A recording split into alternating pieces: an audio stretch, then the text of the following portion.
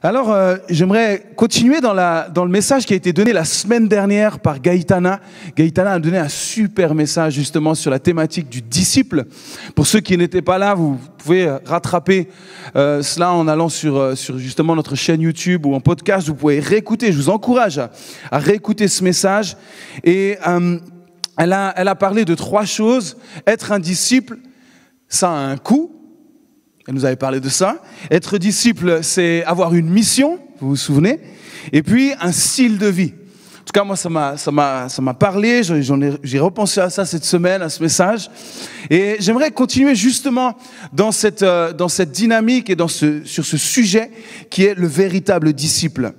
Et j'aimerais utiliser le dernier passage que Gaëtana a utilisé lors de son message comme le premier pour moi pour introduire mon message d'aujourd'hui. Alors, le thème de mon message cet après-midi, c'est « Plaire à Christ, notre Maître ». Plaire à Christ, notre Maître. Jean chapitre 15, versets 7 à 17. Je vous invite à prendre vos Bibles, si vous avez votre Bible, et si toutefois vous n'avez pas votre Bible et que vous n'en avez pas à la maison, nous aimerions vraiment vous en offrir une. Ne repartez pas sans Bible. Et si vous êtes habitué à venir et vous avez une Bible à la maison, pensez à prendre votre Bible en venant à l'église. Vous avez remarqué ici, on n'affiche pas les versets, c'est volontaire. C'est pour que vous puissiez emmener votre Bible et vous puissiez être avec votre Bible physiquement avec vous. Ok, Jean 15, verset 7. « Si vous demeurez en moi et que mes paroles demeurent en vous, demandez, écoutez bien, demandez ce que vous voudrez et cela vous sera accordé. Si vous portez beaucoup de fruits, c'est ainsi que mon Père sera glorifié et que vous serez mes disciples. » Porter beaucoup de fruits est un signe d'un véritable disciple. Comme le Père m'a aimé, je vous ai aussi aimé. Demeurez dans mon amour. C'était un point, demeurez dans mon amour. Si vous gardez mes commandements, vous demeurerez dans mon amour, de même que j'ai gardé les commandements de mon Père et que je demeure dans son amour. Je vous ai dit ces choses afin que ma joie soit en vous. Mais oui, le disciple est joyeux. Amen. Ma joie soit en vous et que votre joie soit parfaite, complète. C'est ici mon commandement. Aimez-vous les uns les autres comme je vous ai aimés. Il n'y a pas de plus grand amour que de donner sa vie pour ses amis. Et vous êtes mes amis, si vous faites ce que je vous commande. Je ne vous appelle plus serviteur, et c'était là le texte de Gaëtana. Je ne vous appelle plus serviteur, enfin le texte de Jésus que Gaëtana a repris, ok?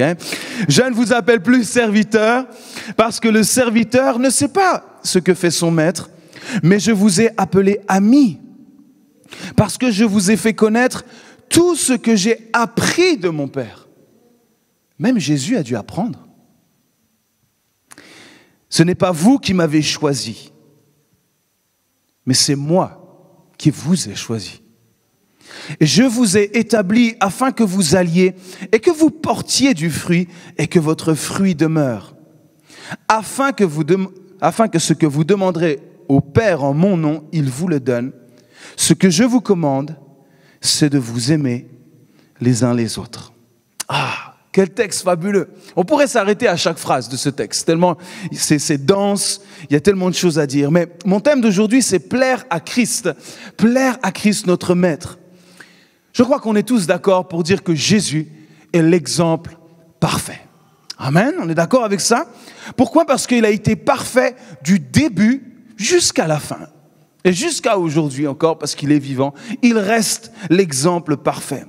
Aucune erreur, aucune faille dans ce qu'il a pensé, dans ce qu'il a dit et dans ce qu'il a fait. Il est l'exemple parfait, il est le maître. Et c'est pour cela que nous le suivons, parce qu'il est parfait. Et c'est ce qui nous rassure, c'est nous suivons un exemple parfait. Si on devait résumer la vie et l'enseignement de Jésus, ça serait quoi en un mot? Résumer le maître en un mot. Vous avez des idées? Vous avez vu tout de suite, qu'est-ce qui ressort? Tout de suite, le premier mot qui nous vient, c'est amour. Amour. L'amour ne peut se garder Mais on découvre sa puissance quand on partage, quand on donne. Et c'est ce qu'il a fait. La puissance de l'amour est révélée dans le don de l'amour. On ne peut pas mesurer l'amour tant qu'il n'est pas donné, tant qu'il n'est pas offert, tant qu'il n'est pas proposé. Et Jésus a donné sa vie par amour. Il est le maître, l'exemple parfait. Ça n'a pas juste été un beau discours, une belle idée philosophique de s'aimer les uns les autres. Non, le véritable amour a été manifesté par le don de sa propre vie. Il a incarné son message pleinement. Du début jusqu'à la fin, il a été amour. Du début, il a été sans faute, parfait. Et son message a été incarné par des actions réelles et concrètes jusqu'à donner sa propre vie. Il nous appelle amis. Oui, pourquoi? Parce qu'il n'a rien caché devant nous. Il s'est mis à nu devant nous. Jésus n'a absolument rien gardé pour lui. Il s'est détaché de tout. Il s'est montré pleinement. Il n'y a pas de face cachée du Maître. Il n'y a rien, absolument rien que le Maître a gardé pour lui. Il a tout montré, tout démontré. Il a tout fait. Lui-même a dit, tout est accompli, absolument tout. Il nous appelle amis parce qu'il a donné tout ce que lui-même a appris du Père. Il n'y a pas des petits secrets qu'il a gardés. Il n'y a pas des petites choses qu'il a gardées pour lui. Il a absolument tout donné. À qui? À ses disciples. À ses véritables disciples. À ceux qui étaient à côté de lui. Ceux qui avaient choisi de le suivre. Ceux qui avaient laissé ce qu'il faisait pour suivre le Maître, pour être au plus près de lui. Il a tout dit. 3 ans de formation avec le Maître. Waouh! Exceptionnel. Mais ils ont dû faire ce choix de lâcher ce qu'ils avaient pour suivre le Maître. Oui, le Maître, il est appelé le Maître parce qu'il a dû apprendre aussi lui-même. Et c'est ce que nous avait enseigné Gaïtana, influenceur, follower.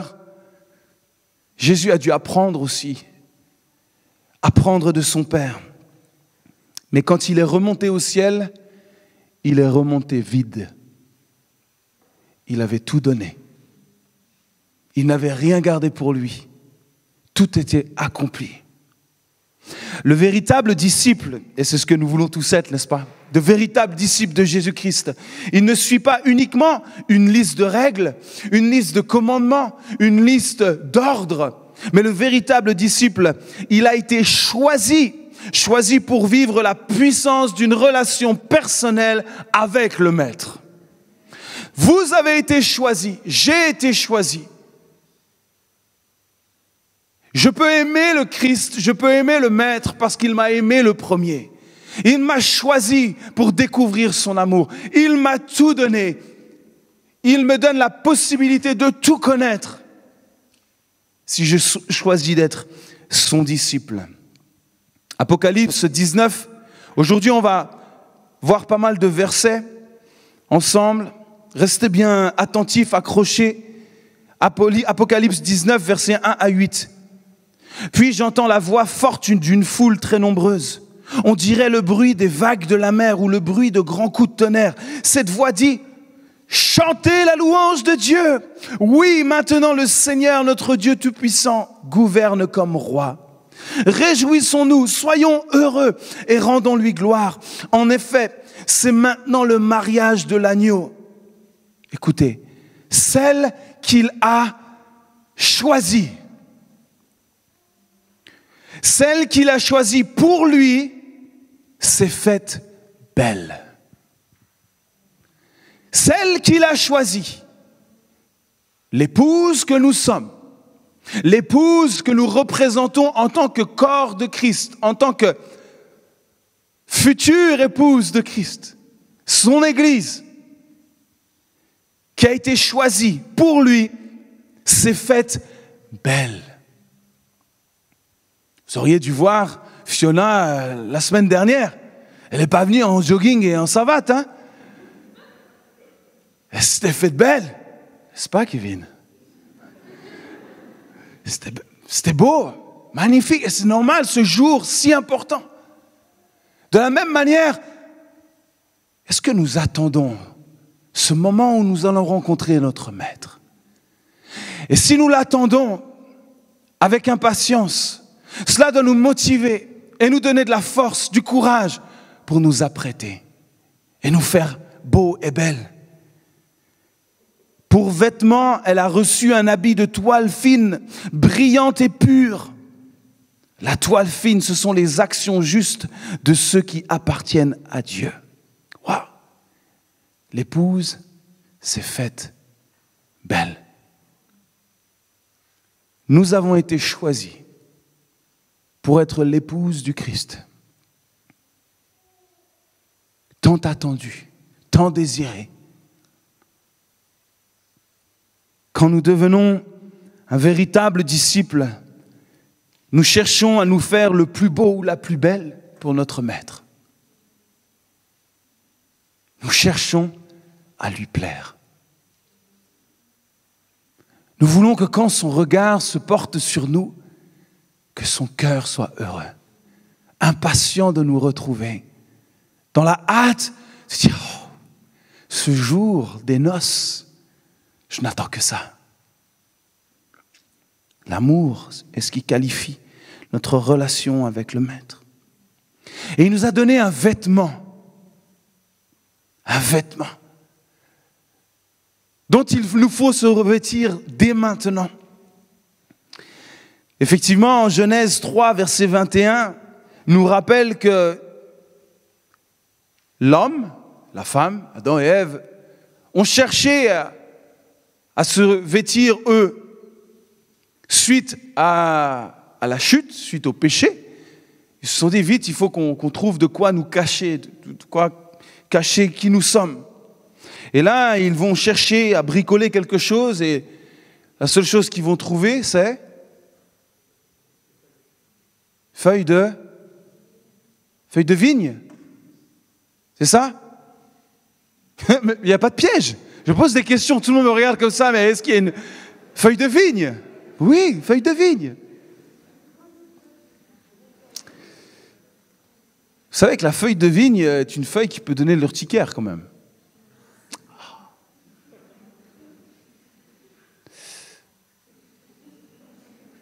Imaginez. Non, n'imaginez pas.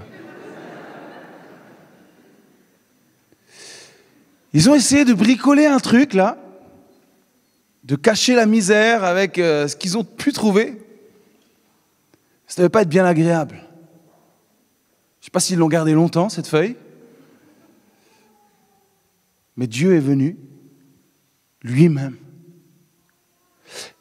Que serait devenu Adam et Ève si Dieu n'était pas venu lui-même? Ils seraient encore derrière le buisson, en train de se cacher. Mais Dieu est venu. Dieu a pris l'initiative. Dieu avait choisi. C'est lui qui vient. C'est lui qui vient. Il est venu. Il est venu se présenter à eux. Et qu'est-ce qu'il va faire là, à ce moment-là? Il va dire, oh, enlevez-moi votre bricolage là. Vous n'allez pas le supporter longtemps, de toute façon, enlevez ça. Et il nous a dit qu'il va tuer un animal, le sang va couler, et il va le revêtir de la peau de l'animal. Quel signe extraordinaire, annonciateur de ce qui allait arriver des milliers d'années plus tard. Le sang va couler dans le jardin à ce moment-là, afin de pouvoir reconnecter l'homme au Créateur. Le sang va couler. Il y a un premier vêtement qui va être là pour cacher cette nudité, mais ce sera simplement le signe d'une meilleure grâce, d'une plus grande grâce à venir par la suite. Ça, c'est le cœur aimant du Père. Ça, c'est l'amour. Les moyens humains, les idées, les bricoles humaines ne suffisent jamais. C'est ce que Dieu initie lui-même qui nous suffira pour l'éternité.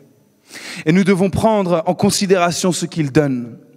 Quand le péché nous couvre, notre propre justice, nos propres intentions, nos bonnes actions ne suffisent pas. Notre propre justification ne nous justifie en aucun cas. Dieu nous invite, et il t'invite cet après-midi à sortir de ta cachette, de sortir, de laisser tout ce que tu as essayé par tes moyens humains de faire pour cacher la nature pécheresse qui nous enveloppe, qui nous tâche, qui nous contamine. Dieu a dit, laisse tout ça, j'ai déjà tout prévu. Tout est prévu pour toi. Et il nous faut découvrir notre propre justice et s'emparer de son manteau, de son vêtement à lui. Écoutez ce que dit Ésaïe chapitre 61, verset 10. Le Seigneur est pour moi une source de joie débordante. Mon Dieu me remplit de bonheur, car le secours qu'il m'accorde est un habit dont il me vêt et le salut qu'il m'apporte, un manteau dont il me couvre. C'est un habit qu'il te donne. Un habit de joie. Ce n'est plus cet habit qui va corrompre ta nature, mais qui va restaurer ta nature, qui va changer ta nature pécheresse dans une nature divine, et cela va te donner de la joie. Il va changer ta tristesse, ta peine en joie, ton désespoir en espérance. Et tu as besoin d'être vêtu de ce manteau. Tu as besoin de recevoir ce vêtement. Nous ne pouvons en aucun cas nous sauver nous-mêmes. Tu ne peux pas te sauver toi-même. Il fallait que le sang coule à nouveau, une bonne fois pour toutes, pour que l'humanité retrouve son Créateur et son Seigneur. Une lettre à Tite, chapitre 3, versets 3 à 5. Autrefois, nous ne comprenions rien. Nous non plus, nous refusions d'obéir à Dieu. Il parle de nous là les amis. Nous étions dans l'erreur, esclaves de toutes sortes de désirs et de plaisirs. Nous menions une vie mauvaise. Nous étions jaloux. Nous étions jaloux. On nous détestait et nous nous détestions les uns les autres. Mais Dieu, notre Sauveur, a montré sa bonté. Amen. Mais il a montré sa bonté et son amour pour les êtres humains. Et il nous a sauvés, non pas à cause des actions justes que nous avons pu faire, mais parce qu'il a eu pitié de nous. Il nous a sauvés par le bain de la nouvelle naissance et par l'Esprit Saint qui nous donne une vie nouvelle. Ainsi, puisque Dieu, dans son amour, nous rend justes, nous pourrons recevoir sa vie pour toujours comme nous l'espérons. Amen. Quand nous passons par là, quand nous passons par cette nouvelle naissance, quand nous passons par cette rencontre intime et personnelle avec notre Sauveur et notre Seigneur Jésus-Christ, je peux vous assurer d'une chose, c'est que la joie remplit nos cœurs, la paix s'installe dans notre vie, et plus que cela, nous avons le désir de tout faire pour plaire à celui qui nous a sauvés, celui qui nous a pardonnés, celui qui s'est offert à nous. Ça, c'est notre désir. Et j'aimerais juste te dire, est-ce que tu as encore ce désir aujourd'hui de plaire à Christ? Parce que la parole de Dieu nous dit que tu ne peux pas chercher à plaire aux hommes et à chercher à plaire au Christ en même temps. Ce n'est pas possible. Si tu as choisi de revêtir ce nouveau manteau, alors tu choisis de plaire uniquement à celui qui t'a donné ce manteau. Et son nom est Christ. Il t'a donné un manteau de grâce, un manteau de justice. Et nous sommes là, en tant que véritables disciples, pour lui faire plaisir. Oh, ça c'est extraordinaire. Plaire à Christ. 3 choses que je vois avec vous cet après-midi. Ne vous inquiétez pas. Même si l'introduction était un peu longue, je ne vais pas être très très long. Oui, c'était l'introduction. J'ai mon chronomètre en face là, juste là. Plaire à Christ, plaire à Christ, c'est accepter la plénitude de l'œuvre de la croix. La plénitude. La totalité de cette œuvre. La grandeur de cette œuvre. Les amis, nous ne pourrons jamais nous lasser de découvrir davantage de la puissance de l'œuvre accomplie à la croix. Chaque jour, nous pouvons découvrir davantage la puissance de cet amour, la plénitude. Dans les textes qu'on a lus de l'Apocalypse et d'Ésaïe, qu'est-ce qui est mis en avant? C'est la joie. La joie. La joie. Si nous, en tant que croyants, sauvés, rachetés, nous ne sommes pas heureux, alors qui peut l'être, les amis? Nous devrions être les personnes les plus heureuses de la terre. Et cette joie devrait être contagieuse. Beaucoup plus contagieuse qu'elle ne l'est aujourd'hui encore. Quand tu acceptes l'œuvre complète de la croix et que tu choisis de voir ta vie avec ce filtre de la croix devant tes yeux, il est difficile de ne pas être reconnaissant. Il est difficile de ne pas être, certes parfois, dans la tristesse, mais pas écrasé par la tristesse. Certes parfois bousculé, mais jamais à terre. Nous avons toujours la croix devant nous qui nous rappelle que nous sommes morts avec lui, mais nous sommes ressuscités avec lui. Cela, c'est vivre avec la plénitude de l'œuvre de la croix. Il y a une excitation à vivre avec la croix devant nous. L'atmosphère de notre vie change. Christ règne en nous. Il est pour nous. Quand ta vie n'est plus basée uniquement sur la souffrance de la croix, mais sur la victoire de la croix. Il y a des gens qui s'arrêtent à oui, Christ est mort. C'est extraordinaire, il fallait qu'il meure. Mais surtout, Christ est ressuscité.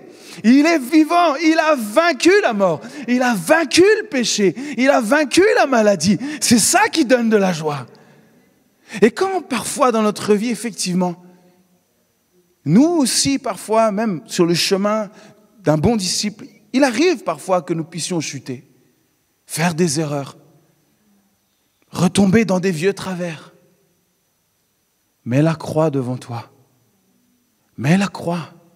Ne cherche pas à rafistoler, à bricoler quelque chose. Tu sais que ça peut piquer. Viens à la croix. Tout a été accompli. Et la joie va écraser la culpabilité que l'ennemi met sur ton cœur.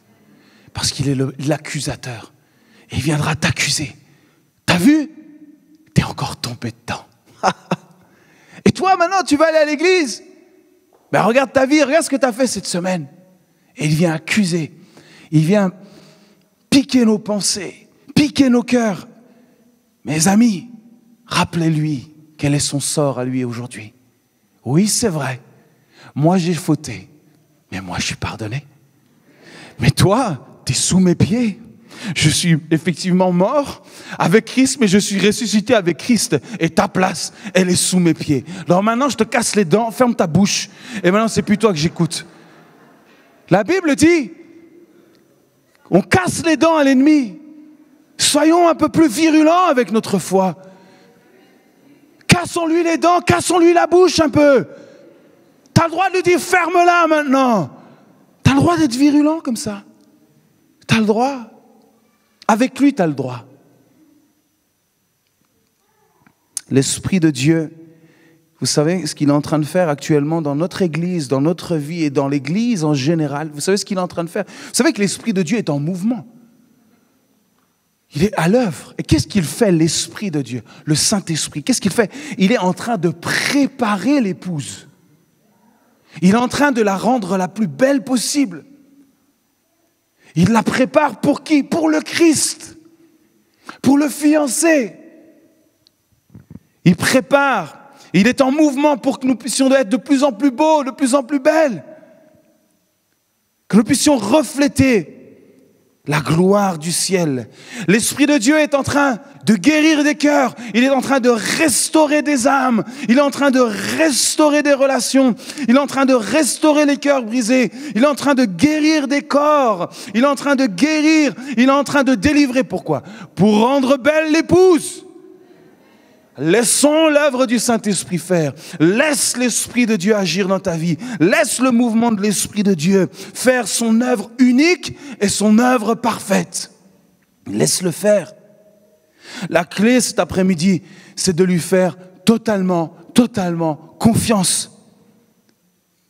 En lui abandonnant notre vie. Pourquoi? Parce que nous voulons plaire au Christ.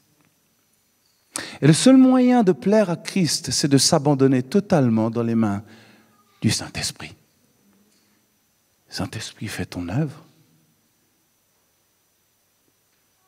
Toi, tu connais réellement les désirs de Christ. Tu sais exactement ce qu'il attend de nous.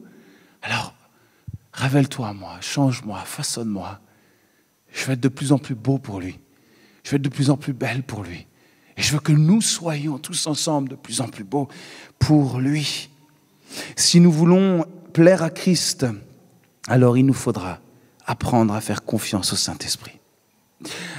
Ce matin, je discutais avec ma femme, puis je disais, je vais essayer de ne pas être trop long aujourd'hui, puis je lui montrais un peu ma liste des notes que j'avais, les notes que j'ai là sur mon iPad. Elle a fait, oh là là là là. Vous savez ce qu'elle m'a dit? Non, vous ne voulez pas savoir en fait. Vous savez ce qu'elle m'a dit? Elle m'a dit en anglais. Je ne sais pas pourquoi tu me parles en anglais d'ailleurs. Ouais.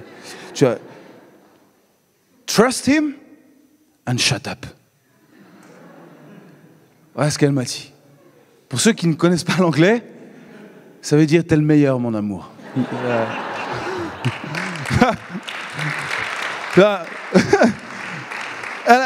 Ça veut dire fais-lui confiance et ferme-la. Forcément. Mais j'ai pris ça quand même venant du Seigneur. Vous savez, des fois, le Seigneur parle par toutes sortes de moyens. Hein? Il a même utilisé des...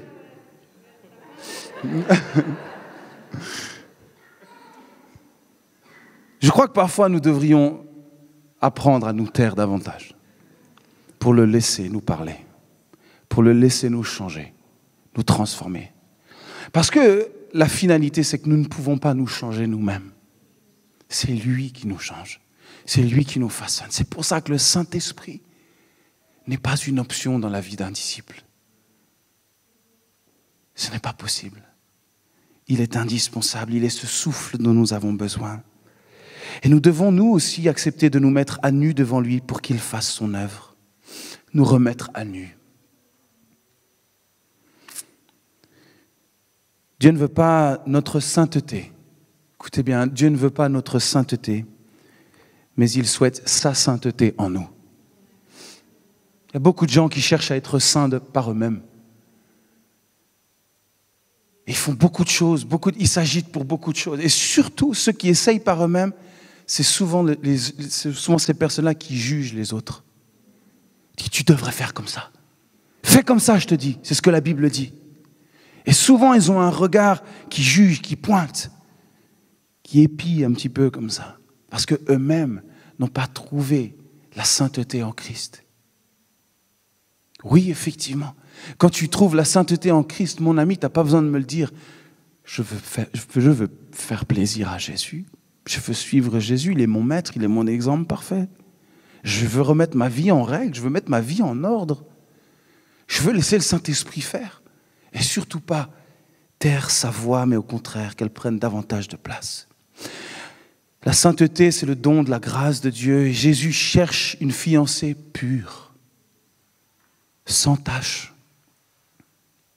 Ne cherchons pas à fabriquer de pauvres imitations de sa sainteté, mais acceptons cette vraie sainteté qui existe uniquement par le sang précieux de Jésus. Oh, la sainteté, c'est extraordinaire. C'est un torrent de vie, un torrent qui purifie, un torrent qui lave, qui restaure. Ce n'est pas un lourd fardeau, mais c'est un don précieux qui vient de la grâce de Dieu.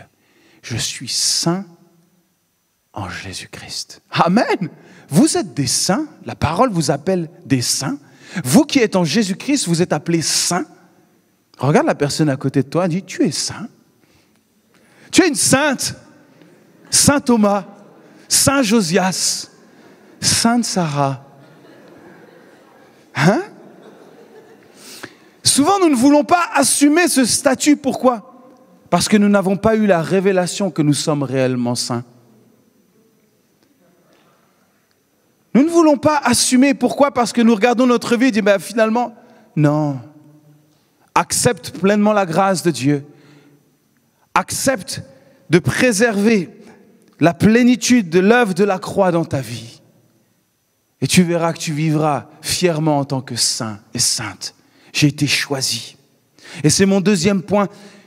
Plaire à Christ, c'est préserver la plénitude de l'œuvre de la croix. Préserver. La première, c'était accepter. Deuxième point, c'est préserver.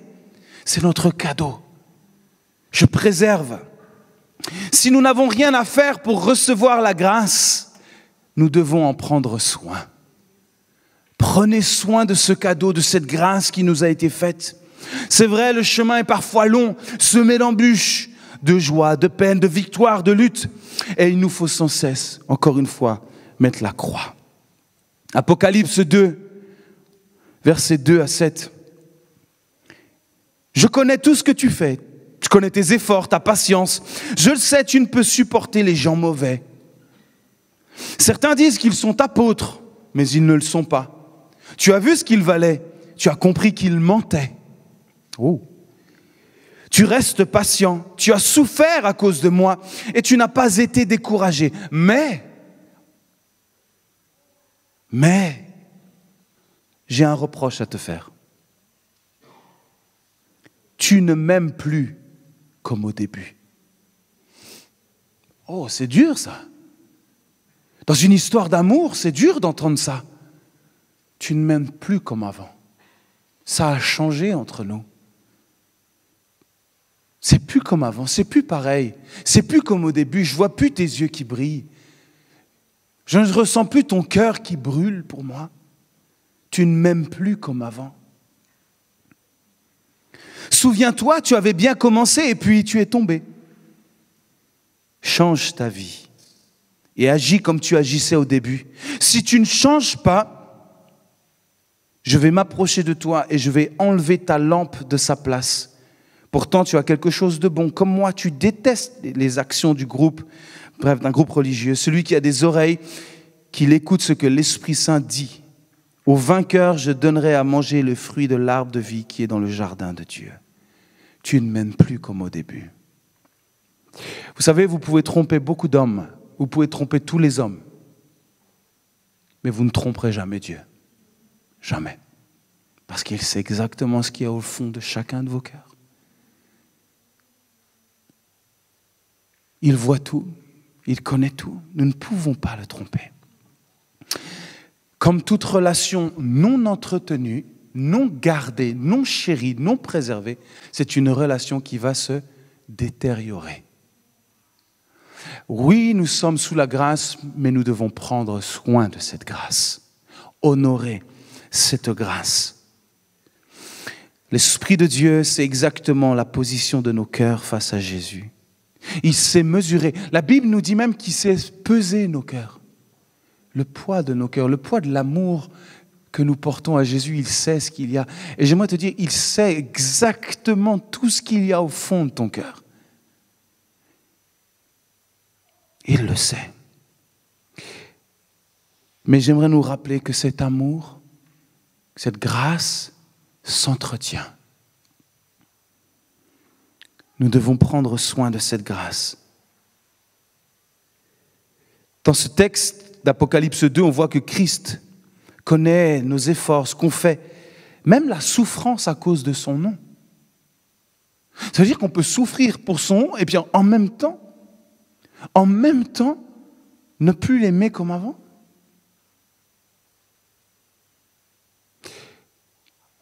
Attention. Choisis tes souffrances, choisis tes combats. Le combat que tu dois mener, c'est de préserver la grâce. La grâce que tu as reçue. Il est là le vrai combat, de rester attaché à la grâce de Dieu. De choisir de vivre une vie qui plaît à Dieu. Il est là notre combat. Je choisis de lui plaire à lui. Je veux l'honorer lui. Je veux connaître ses désirs à lui. C'est ça le plus important. Frères et sœurs chrétiens, 1 Thessaloniciens 4, verset 1. Vous avez appris de nous comment vous devez vivre pour plaire à Dieu. Est-ce que vous pouvez dire aujourd'hui, je sais que ma vie plaît à Dieu?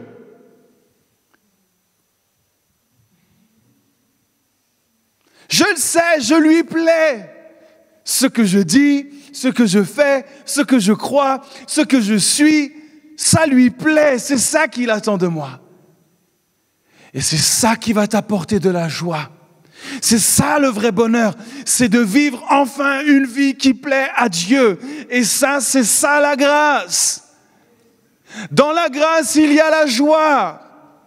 Tellement de joie d'enfin plaire à celui qui nous a tant aimés, qui nous a créés. Et il nous est dit ensuite, mais faites encore des progrès. C'est ce qu'il est dit là. Nous vous demandons et vous conseillons cela au nom du Seigneur Jésus. Vous connaissez les conseils que nous vous avons donnés de la part du Seigneur. Ce que Dieu veut, c'est que vous soyez entièrement à lui, entièrement. N'ayez pas une vie immorale. On ne va pas s'étaler sur tout ça. Chacun de vous doit bien choisir sa femme pour mener une vie digne de respect qui plaît à Dieu. Ne vous laissez pas entraîner par les mauvais désirs comme les autres qui ne connaissent pas Dieu. À ce sujet, personne ne doit faire de tort à sa sœur ou son frère chrétien, ni les tromper. Le Seigneur punit tout cela. Nous l'avons déjà dit et redit. En effet, Dieu ne nous a pas appelés à vivre n'importe comment, mais à vivre pour lui. Nous ne sommes pas appelés à vivre n'importe comment, mais à vivre sous la grâce de Dieu, à vivre pour lui, fidèle à sa parole. C'est pourquoi celui qui rejette ses conseils ne rejette pas un homme. C'est Dieu qui le rejette, lui qui vous donne son Esprit Saint. Waouh, quel texte! La bonne nouvelle, c'est qu'on a tous encore des progrès à faire. Ok? Personne n'est arrivé, sinon vous ne seriez plus ici. Nous avons encore des progrès à faire. Nous sommes sur ce chemin pour être ce véritable disciple qui veut plaire à Christ. Mais prenons soin de cette grâce. Nous avons besoin encore du Saint-Esprit. Nous avons besoin de laisser encore le potier faire son œuvre. Je termine, mon dernier point. Plaire à Christ, c'est l'adorer pour la plénitude de l'œuvre de la croix. C'est accepter, préserver et l'adorer pour la plénitude. Romains 6, verset 20. Quand vous étiez esclaves du péché, faire ce qui est juste ne vous intéressait pas. Et à ce moment-là, quelles actions vous avez faites? Aujourd'hui, vous en avez honte parce que le résultat, c'est la mort. Mais maintenant, vous êtes libres du péché et vous êtes devenus les serviteurs de Dieu. Amen. Quand nous quittons la servitude, le péché, nous entrons forcément dans le service pour lui. Je le rappelle, servir Dieu, ce n'est pas une fonction, c'est servir une personne. Et nous sommes à son service. Pourquoi? Parce que nous devons être de plus en plus beaux et de plus en plus belles pour lui. Donc nous cherchons à le servir de cette manière-là, dans notre vie au quotidien, dans notre vie de tous les jours. Mais maintenant, vous êtes libres du péché et vous êtes des serviteurs. Ainsi, vous faites des actions qui plaisent à Dieu. Est-ce que nous pouvons dire ça? Oui, moi je fais des actions qui lui plaisent. Ma vie, ça lui plaît. Je sais que ce que je fais, ça lui plaît. Pas facile de dire amen à ça, hein? Oh! Pourquoi? Parce qu'on a des progrès encore à faire. On a encore des progrès et je m'inclus tellement dedans. Et le résultat, c'est la vie avec Dieu pour toujours. C'est ce qui est écrit ici. La vie avec Dieu pour toujours. Oui, avec le péché, ce qu'on gagne, c'est quoi? C'est la mort. Mais avec Dieu, ce qu'on reçoit gratuitement, gratuit en plus, gratuit. C'est la vie avec lui pour toujours, en union, ok, en union. C'est pas à distance, c'est pas sur Zoom, c'est pas au travers de je sais quoi, c'est en union. Je fais un avec Christ, en union avec le Christ Jésus, notre Seigneur. Nous sommes devenus quoi? Des fils et des filles au service du Père. Nous faisons des actions qui plaisent à Dieu en premier. Il nous a rachetés pour sa gloire et non la nôtre. Pour sa gloire. Nous devons chercher à lui plaire à lui avant de chercher le regard des hommes. Cherchons à lui plaire. C'est toi. C'est toi et toi seul.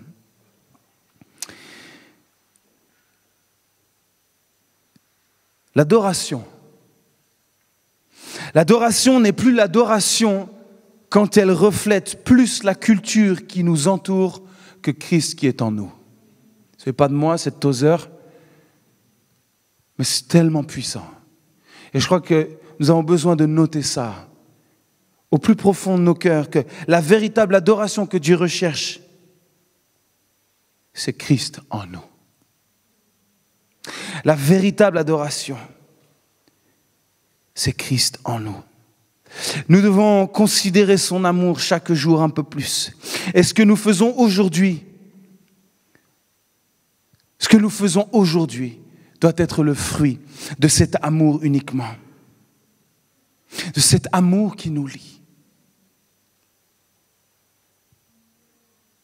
Cet amour, cette union, cette grâce. C'est un challenge, n'est-ce pas? Un challenge de tous les jours, c'est pour ça que nous progressons. Les maris qui sont ici, dans le lieu, et je m'inclus aussi avec. Est-ce que nous sommes fidèles à nos femmes parce que nous les aimons ou parce qu'il est interdit de commettre l'adultère?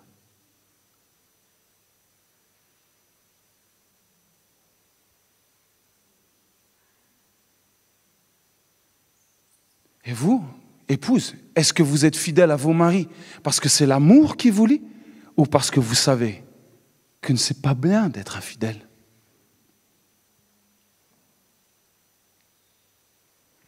Est-ce que c'est l'amour qui prédomine ou c'est la sanction qui prédomine? Mieux vaut pour nous que ce soit l'amour. C'est beaucoup plus sûr. C'est beaucoup plus sain. Beaucoup plus.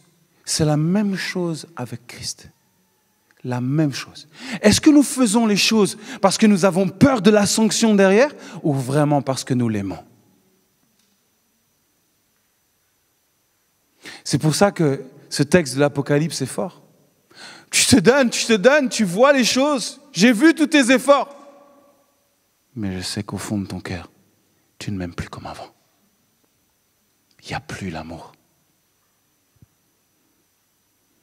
Attention, et je nous mets tous en garde.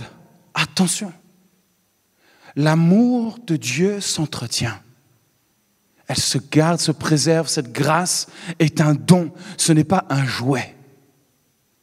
C'est un don que nous devons chérir tous les jours. Cet amour. Alors, plaire à Christ, c'est accepter la plénitude, préserver la plénitude de la croix et l'adorer pour la plénitude de la croix. T'adorer, Seigneur. T'adorer, te louer, te dire merci chaque jour pour cet amour, cette communion, cette vie que je mène pour toi sur terre, qui est une préparation pour toi, pour ce temps que nous vivrons pour l'éternité. Le véritable disciple est lié par l'amour avec son maître. Si ce n'est pas l'amour, ce sera le légalisme. Le légalisme est vite là. À tel point, vous savez, quand Jésus vient guérir un malade le jour du sabbat, les gens, les religieux qui sont autour n'ont plus les yeux sur ce qui vient de se passer, c'est-à-dire sur le malade qui est guéri, mais sur la loi qui n'a pas été suivie. Ça, c'est le légalisme. Il ne sait pas se réjouir de ce que Dieu est en train de faire. Il regarde à ce qui n'est pas fait. Et ça détruit. Ça fait tellement de mal. Tellement de mal. Vous savez ce que Jésus leur dit? Je suis le maître du sabbat. C'est moi qui décide ce qui se passe le jour du sabbat. Oh, j'aime cette réponse. C'est moi le maître. Je fais ce que je veux, moi. C'est moi le maître du sabbat. Si j'ai décidé que ce jour-là, je guérissais quelqu'un, je guéris quelqu'un. Oui, il est écrit cela, mais moi, je dis ça.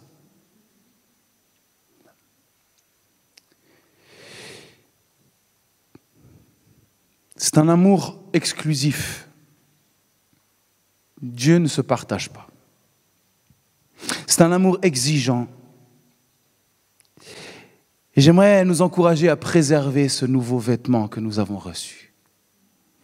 Ce vêtement de toile fine, brillant et pur. Pur, saint. Parce que Dieu est saint et il ne changera pas. Il restera saint. Et seuls ceux qui sont saints pourront communier avec lui. Seuls ceux qui auront accepté, préservé et adoré pourront communier avec lui pour l'éternité. Je demande à l'équipe de louange de venir et on va terminer cette célébration. Mais j'aimerais juste qu'on prenne un temps encore juste pour louer le Seigneur, se présenter devant lui et laisser l'Esprit de Dieu aussi agir un petit peu cet après-midi. Je crois qu'il a déjà agi. On va lui laisser un peu le temps aussi maintenant de travailler nos cœurs. Travailler nos cœurs à tous. Pourquoi ? Parce qu'on a tous des progrès à faire, n'est-ce pas ? On a tous des progrès à faire. On n'est pas parfait, on est sur le chemin de la perfection. On est en route. On suit le maître. On colle le maître. On reste attaché au maître. Mais certains ont besoin de se rapprocher de lui cet après-midi. Certains ont suivi le maître, mais de très loin. Ouais, je vois quelque chose, mais une petite silhouette. Non, il faut te rapprocher. Mais te rapprocher de la lumière va mettre aussi le radar sur qui tu es. Va faire ressortir tout ce qui n'est pas bon chez toi. Mais c'est ça qui est bon.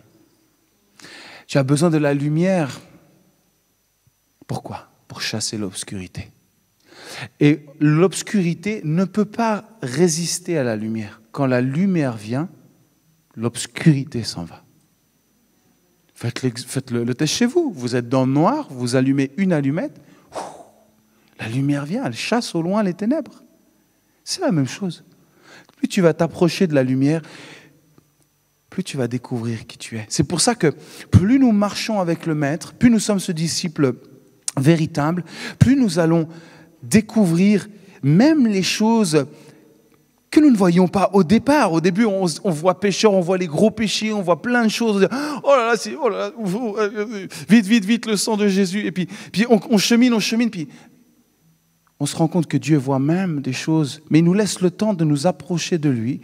Et après, il pointe, il dit, tu vois, ça, on peut le changer encore un petit peu. Ça, on peut peut-être, il faudrait ajuster un petit peu là.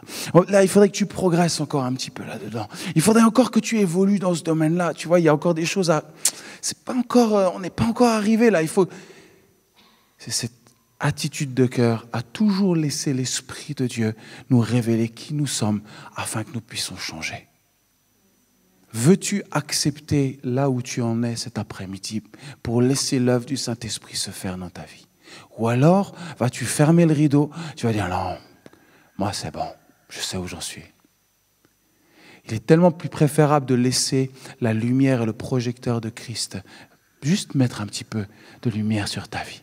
Amen.